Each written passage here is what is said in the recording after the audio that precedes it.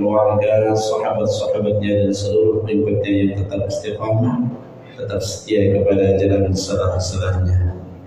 Apa kabar Bapak Ibu semuanya, sehat? Alhamdulillah, mudah-mudahan tetap sehat, tetap bahagia, dan yang paling penting adalah harus gembira. Senang, gembira karena merasakan karunia Allah. Jadi kewajiban Bapak, teman-teman dan saya bukan hanya sholat, bukan hanya puasa, tapi juga disuruh senang, disuruh gembira, disuruh bahagia oleh Allah. Allah bilang, "Qul bi fadlillahi wa bi rahmatihi fa bidzalika falyafrahu wa khairun mimma yajma'un." Kata Allah, katakanlah ya Muhammad, dengan karuniaku, dengan rahmatku, falyafrahu, maka bergembiralah. Jadi kita disuruh senang karena menikmati karunia Allah, disuruh gembira karena menikmati rahmatnya. Huwa khairum mimma yajma'un. Kata Allah, Bapak, teman-teman sekalian, gembira karena merasakan karunia Allah, merasakan nikmat Allah, itu lebih baik dibandingkan dengan ketika Bapak gembira mengumpulkan yajma'una, mengumpulkan apa yang Bapak lakukan, ngumpulin duit gitu. Senang punya duit banyak kan? Senang nggak? Senang punya tempat tinggal yang bagus? Senang. Tapi Allah bilang apa? Kesenangan Bapak punya uang banyak, punya tempat tinggal yang bagus, itu nilainya lebih rendah dibandingkan dengan saat Bapak dan teman-teman senang karena mengingat rahmat Allah, senang karena mengingat karunia-karunia Allah. Apa landasannya? Kalau Bapak senang mengingat karunia Allah dan dibawa terus, itu bisa menyelamatkan kita menuju Allah Subhanahu wa Ta'ala. Tapi kalau senangnya Bapak ngumpulin duit, senang dengan uangnya yang banyak, senang dengan rumah yang bagus, tidak akan mengantarkan keselamatan kalau hanya sampai di situ. Tapi bahagianya kita, gembira kita saat kita merasakan hadirnya Allah. Bahkan setiap tarikan nafas kita ingat kepada Allah. Ayat yang saya baca tadi, alladzina yadhkuruna Allah qiyaman wa qu'udan wa 'ala junubihim. Mereka orang-orang yang selalu zikir kepada Allah, mereka yang selalu ingat kepada Allah dalam keadaan apapun, saat berdiri, saat duduk, saat berbaring. Artinya dalam seluruh aktivitas kehidupan kita selalu mengingat karunia Allah. Sampai tiba waktunya kita dipanggil oleh Allah Subhanahu wa Ta'ala, hati dalam zikir kepada Allah. Itulah kenapa dikatakan gembira mengingat karunia Allah, gembira mengingat nikmat Allah itu khairum mimma yajma'un. Karena kegembiraan kita akan ingat karunia-karunia Allah bisa menyelamatkan kita hingga perjalanan akhir kehidupan kita. Sedangkan kalau kita gembira hanya untuk urusan dunia, tidak akan menjamin kita selamat menuju Allah Subhanahu wa Ta'ala. Jadi poin pertama yang Bapak dan teman-teman dan saya bawa pulang adalah hidup harus gembira, hidup harus senang. Itu poin pertama. Harus gembira, harus senang karena kita merasakan karunia Allah, merasakan nikmat-nikmat Allah. Setelah itu apa Pak? Bagi kegembiraan itu kepada orang lain. Jadi perasaan bahagia, perasaan gembira itu tidak hanya untuk kita miliki, tetapi kita harus berbagi dengan orang lain. Apa yang kita bagi? Apa yang kita punya? Apa yang kita punya? Berikan kepada orang lain. Paling tidak Nabi bilang apa? Berbagi bahagia dengan senyum. Coba bayangkan, kalau engkau tak punya uang untuk berbagi, kalau engkau tak punya ilmu dengan berbagi, berbagilah dengan senyum. Nabi mengatakan, tabassumu biwajhi akhika sedekah. Senyum wajahmu kepada saudaramu adalah sedekah. Coba. Jadi gembirakan hati kita, senangkan hati kita dengan cara merasakan karunia Allah, merasakan rahmat Allah Subhanahu wa taala. Jangan pernah bertanya, mana karunia Allah, Pak?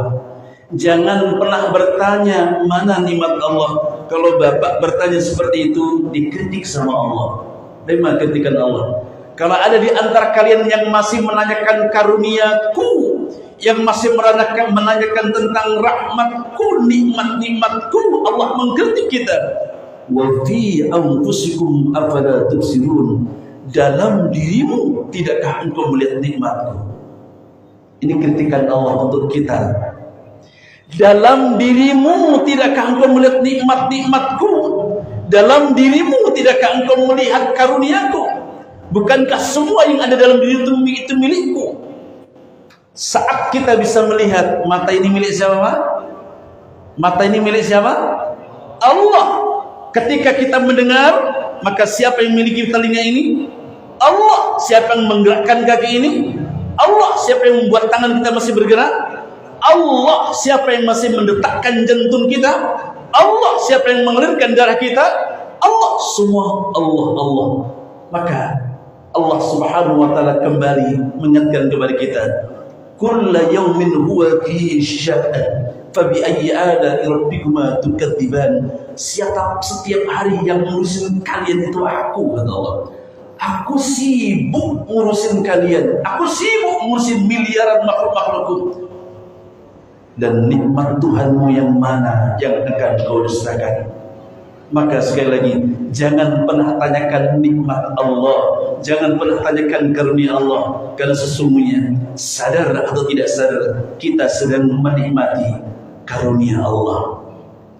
Bapak dan teman sekalian, sampai kapan kita membawa perasaan gembira bahagia itu? Sampai ujung kematian kita, Pak. Senang, jadi wajah itu ketemu teman bahagia, ketemu teman-teman yang lain tersenyum, kan enak, Pak. Sampai meninggal mati dalam keadaan tersenyum. Senyumlah, berbagi kepada siapapun. Syaratnya cuma satu, jangan tertawa tersenyum sendirian. Nah, itu masalah. Udah, berbagilah senyum itu sampai datang kematian kepada kita. Kan indah itu. Indah orang wafat dalam cinta Allah. Ketika meninggal mengingat karunia Allah, maka yang muncul adalah senyuman.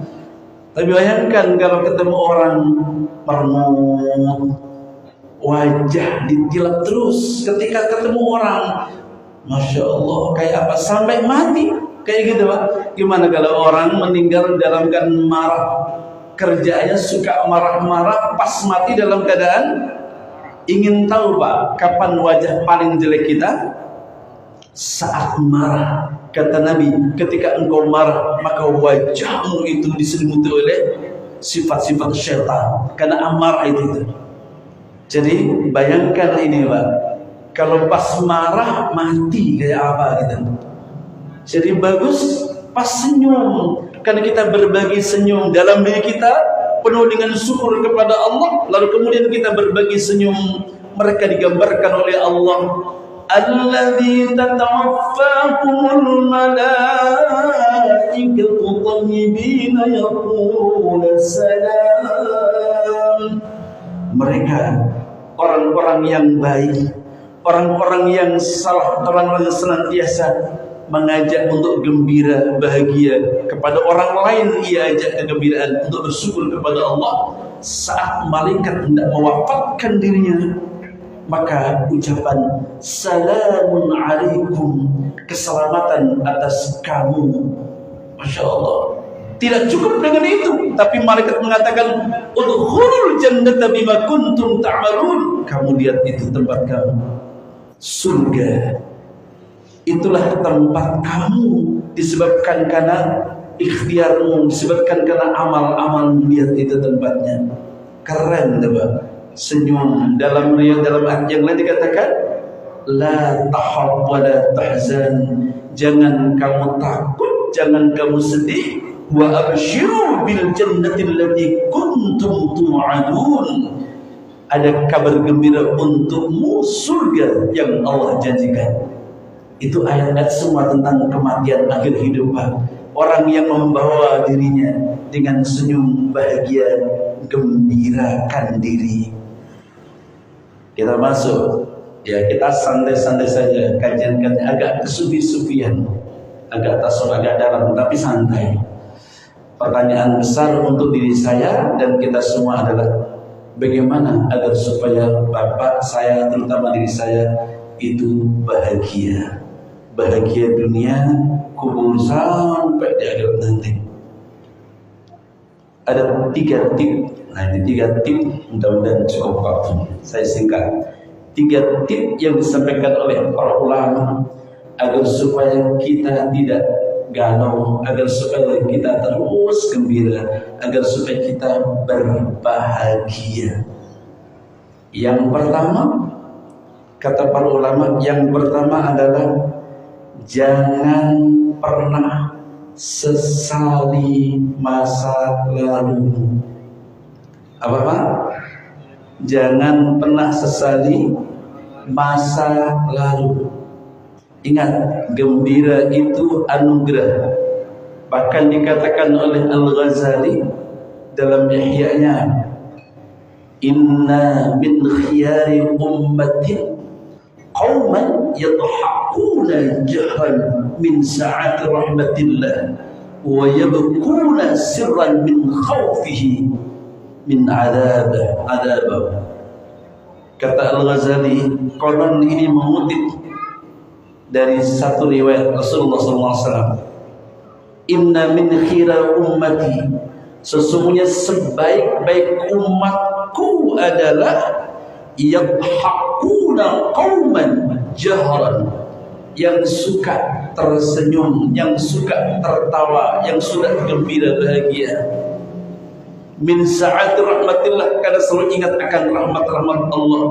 Tapi di ujungnya ada wa yabkuna sirran wa yabkuna min sirran wa yabkuna sirran min khawfihi adab.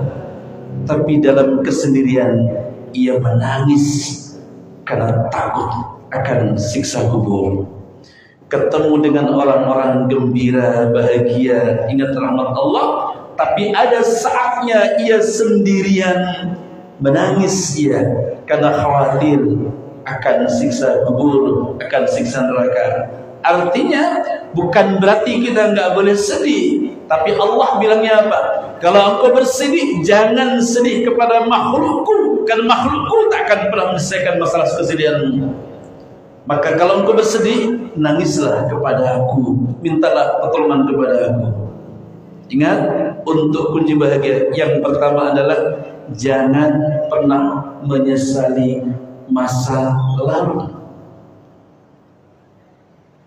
Masa lalu yang bagaimana? Apapun yang sudah terjadi kepada kehidupan kita adalah garis takdir yang sudah Allah tetapkan. Jangan sering mengata. Salah satu kalimat yang Rasulullah nggak suka adalah kalimat seandainya. Menghadapi sesuatu yang sudah terjadi, jangan katakan andai. Andai saya menikah sama dia, selesai Pak, pasti gak bahagia. Kenapa dulu saya menikah sama dia ya? Nah, hati-hati nih Pak. Jangan suka itu. Andai saya begini, andai saya bekerja di sini, gak ada gunanya itu. Ketika Bapak dan teman-teman saya lalu mengatakan sesali masa lalu, kenapa begini? Kenapa bikin pertanyaan kenapa begini? Yang sudah lewat akan kembali nggak Pak? Akan kembali nggak? Tidak mungkin. Maka sekali lagi, di antara kalimat yang Nabi nggak suka itu adalah kalimat andaikan ini, andaikan begitu. Sudah terima. Ingat tadi, apa yang sudah terjadi adalah bagian dari ketetapan yang sudah Allah takdirkan. Bahkan dalam satu hadis katakan 50.000 tahun sebelum Allah menciptakan alam ini sudah ditetapkan apa yang terjadi dalam kehidupan saya, kehidupan Ustaz Hamdan, kehidupan Bapak semuanya. Surah Ad-22-23 Allah Subhanahu wa tegaskan, ma asabakum min musibatin fil ardi wala fi anfusikum illa fi kitabin min qabli an nabraha inna dzalika 'ala Allah yasir. Kata Allah, semua yang terjadi kepada alam jagat raya ini, bahkan semua yang terjadi dalam kehidupan Bapak, kehidupan saya, sudah Allah tuliskan di kitabim min qabli an nabraha, sebelum itu terjadi. Jadi hari ini malam Ahad saya ngaji sama-sama Bapak di tempat ini, di Masjid Darul Mutakin ini. Sebelum alam ini diciptakan 50.000 tahun sudah ditulis Pak Abdul Rahim malam Ahad tanggal 21 Desember kajian sama-sama jamaah Masjid Darul Mutakin. Sudah semua kejadian Bapak tadi misalnya naik motor keserempet, sudah ada. Hidup Bapak begini, punya anak namanya ini, ada anak yang bagus, ada anak yang agak bandel, ada anak yang bandel banget, ada yang kebangetan bandelnya, sudah ada. Lalu sikapnya apa ketika menghadapi yang sudah terjadi? Sikap yang terbaik untuk keadaan yang sudah terjadi hanya ada dua. Takdir itu pasti dua, Pak. Sekali lagi, takdir itu pasti dua. Wa nabluukum bisyarri wal khairi fitnah. Aku akan uji kamu dengan dua hal. Satu, ujian yang enak namanya nikmat. Ujian yang tidak enak namanya musibah. Pasti hidup kita akan diuji dengan dua hal. Kadang Allah menguji kita dengan yang enggak enak. Masa lalu Bapak, masa lalu saya, pasti ada dua hal. Masa depan saya, masa depan Bapak, pasti dua hal. Kadang enak, kadang enggak enak. Maka siapkan mental kita untuk menghadapi dua hal ini. Jangan pernah berpikir, hidup sama enak terus. Nggak mungkin, Pak. Tidak mungkin kita akan mengalami hidup enak terus. Jadi harus siapkan mulai sekarang. Ke depan hidup saya pasti akan mengalami dua hal. Kadang enak, kadang enggak. Agar supaya sikap kita siap menyiapkan mental. Lalu apa yang Allah berikan kepada kita? Solusinya, modalnya sudah dikasih oleh Allah. Apa itu? Saat kita mendapati ujian yang enak namanya nikmat, maka Allah siapkan kepada kita modalnya adalah bersyukur. Sudah. Ketika kita diuji oleh Allah dengan sesuatu yang tidak enak namanya musibah, modal yang Allah sampaikan apa? Sabar. Ya sudah. Dua sayap, ada syukur, ada sabar. Ini dua sayap yang harus ada dalam kehidupan kita. Jangan pernah sesali masa lalu. Ketika Bapak saya suka menyesali masa lalu, tak akan pernah bahagia, Pak. Saya lagi, jika kita masih berkutat, kalau bahasa anak sekarang apa? Belum move on, gitu kan? Kalau nggak move on, nggak akan bahagia, Pak. Udah, yang sudah selesai itu catatan yang Allah sudah gariskan kita jalani, sudah selesai. Jangan pernah menyesal dengan masa lalu. Terima masa lalu itu dengan ikhlas. Ya sudah selesai masa lalu. Kita menghadapi masa depan tetap dengan dua senjata, sabar dan syukur, karena kita pasti akan menghadapi dua hal itu. Satu. Yang kedua, masih juga dalam kerangka syarat agar supaya kita bahagia adalah jangan pernah takut dengan masa depan, Pak. Inna Allah yabsutu rizqa liman yasha'u wa yaqdir. Sesungguhnya Allah yang memuaskan, yang membatasi rezeki kepada orang yang dikehendaki. Jangan pernah khawatir dengan rezeki untuk diri kita, untuk anak kita, untuk cucu kita. Orang beriman, Pak, bagaimana mungkin khawatir? Sudah diajarkan guru-guru kita, takdir tentang rezeki kita sudah dicatat oleh Allah sejak usia 4 bulan dalam kandungan ibu. 4 yang ditetapkan, 1 ajal, 2 rizki, 3 amal baik atau buruk, 4 selamat atau celaka. Sudah ditetapkan. Pesan dari Syekh Muhammad Mutawalli Asy'ari, seorang ulama tafsir Mesir, gurunya orang-orang Indonesia yang belajar Al-Azhar.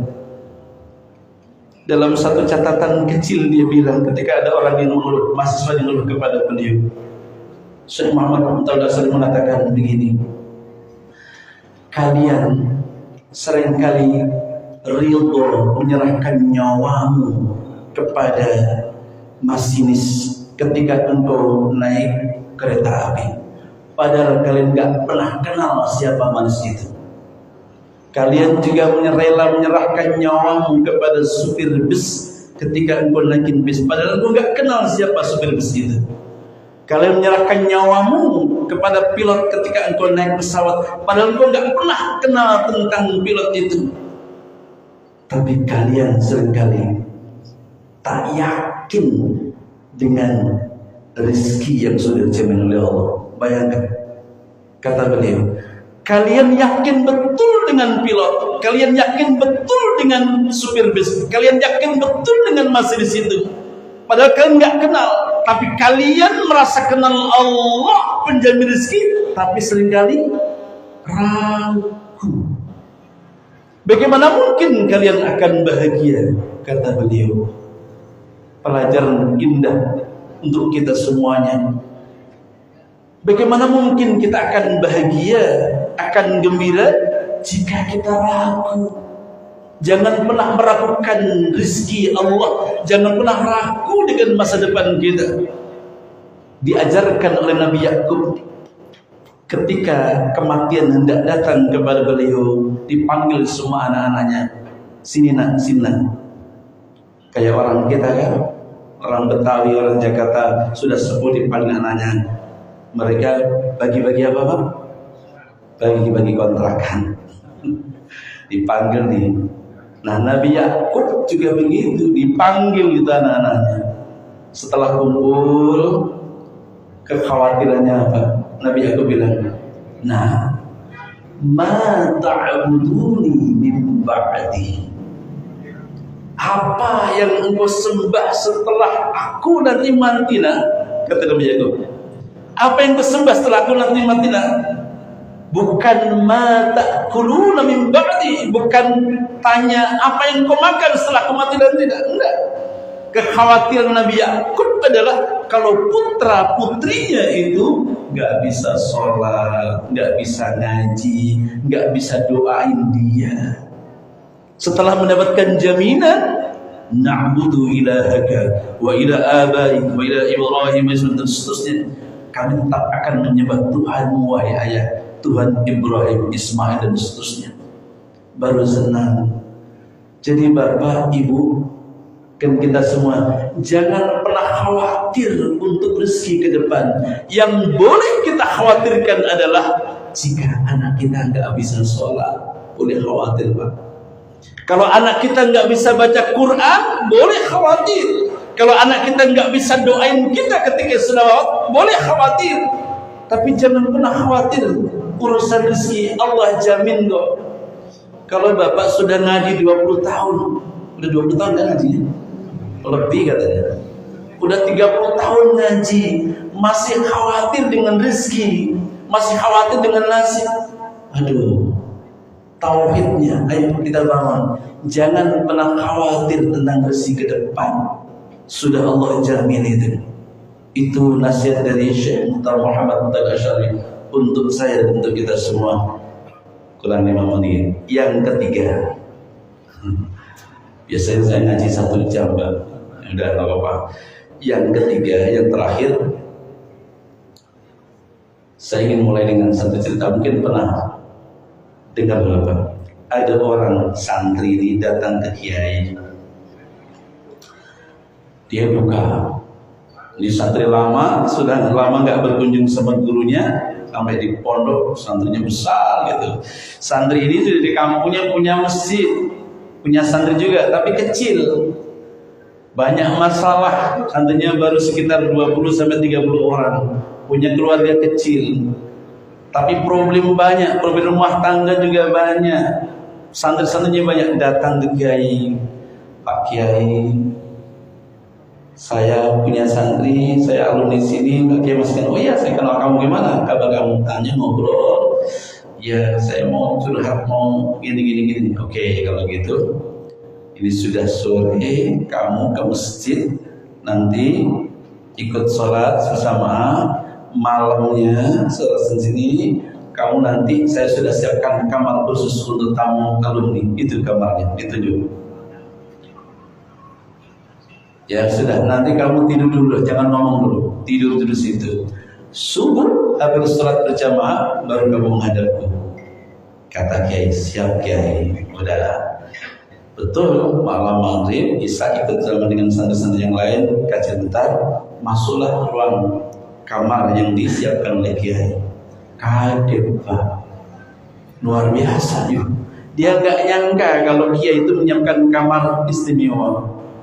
Ranjangnya empuk dengan bantal guling yang sudah, kirinya ada meja kecil makanan komplit dengan lauk-lauk yang luar biasa enak. Sebelah kanannya ada meja kecil, sampingnya ada kulkas. Dibuka kulkasnya, buah-buahan segar penuh. Ditulisin sama Kiai, nah silakan kamu tidur di sini. Sebelumnya silakan kamu makan malam. Sudah siapkan sampingnya ini. Itu buah-buahan, itu ada juga jusnya, tinggal bikin sendiri. Silakan kamu mati. Masya Allah, kaget itu. Sampai kemudian dia sedang rebahan. Kemudian tempatkan dia menaruh barang-barangnya, lalu dia istirahat sebentar. Istirahat sebentar. Mau buka itu cuma lihat, luar biasa kamu. Dia rebahan, habis rebahan apa yang dilihat? Dia melihat ke langit-langit kamar. Ada 5 tombak yang diikat. 5 tombak yang diikat. Kalau ia lepas ikatannya itu akan mengenai di posisi manapun. Dia pindah ke sini akan kena tombak yang satu. Ke sini akan kena. Kaget sekali dia. Mau makan ngambil, gimana nih kalau lepas ini ya? Pasti saya kena dengan tombak yang ini. Minggir ke sana akan kena tombak yang sini. Singkat ceritanya selesai sampai malam hari, subuh sholat berjamaah seperti janji Kiai. Habis sholat subuh, dikir-dikir ada kajian biasa. Setelah itu giliran Kiai menerima tamu. Santri itu datang, masuk ke ruang tamu Kiai. Biasa beliau menerima tamu. Gimana nak? Enak makanannya, tidurnya nyenyak. Tanya dengan tertawa, dengan senyum. Santri bilang, bagaimana Kiai mau makan nyaman? Bagaimana tidur saya mau nyenyak? Di atas itu adalah tombak yang terikat, yang kalau jatuh akan mengenai saya dari posisi manapun Kiai. Dan terus gimana? Makannya gimana? Gak sempat makan Kiai. Lu kenapa? Takut kalau tombak yang di sini ngenai. Terus buahnya gimana? Gak sempat juga bikin jus. Lu kenapa? Takut kalau tombak yang satu lepas ngenai itu. Tidur gimana? Gak bisa tidur Kiai. Lu kenapa? Khawatir kalau salah satu dari tombak itu lepas. Senyumlah Kiai. Udah kamu ceritakan. Udah semua cerita. Itulah anak. Kamu gak bisa bahagia, gak bisa tenang, karena selalu berpikir tentang sesuatu yang belum tentu terjadi. Sehingga apa yang ada tinggal engkau nikmati, engkau gak sempat nikmati. Bukankah buah-buahan tinggal kamu makan, makanan yang lezat sudah memamerkan, tidur di kampus selembut yang kamu tinggal nikmati. Harusnya kamu nyenyak tanpa berpikir tentang sesuatu yang belum tentu terjadi. Nah, habis ini pulang. Kamu tak akan pernah bisa bahagia jika kamu tidak bisa menikmati nikmat Allah yang ada. Santrimu 20 orang itu, ajar itu. Kamu nikmati santrimu, istrimu, anak-anakmu, kamu asuh itu sambil bersyukur kepada Allah. Itulah karunia Allah. Poinnya adalah selama kamu tidak bisa menikmati karunia Allah yang Allah hamparkan hari ini, engkau tidak akan pernah bahagia. Ada kenikmatan semuanya, tapi engkau takut dengan sesuatu yang belum tentu terjadi.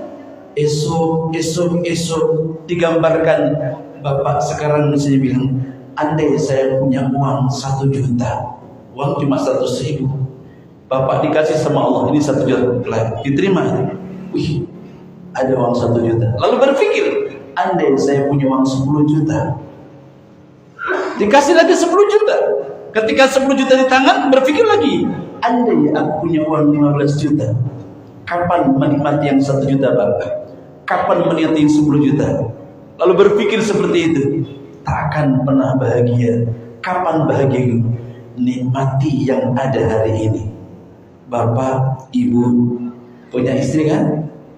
Halo, punya istri kan? Nikmati istri, yaitu istri bapak, Pak. Jangan pernah mikirin istri. Oh, pintar. Jangan pernah mikir istri orang lain. Nikmati, jangan berpikir. Nah, yang salah.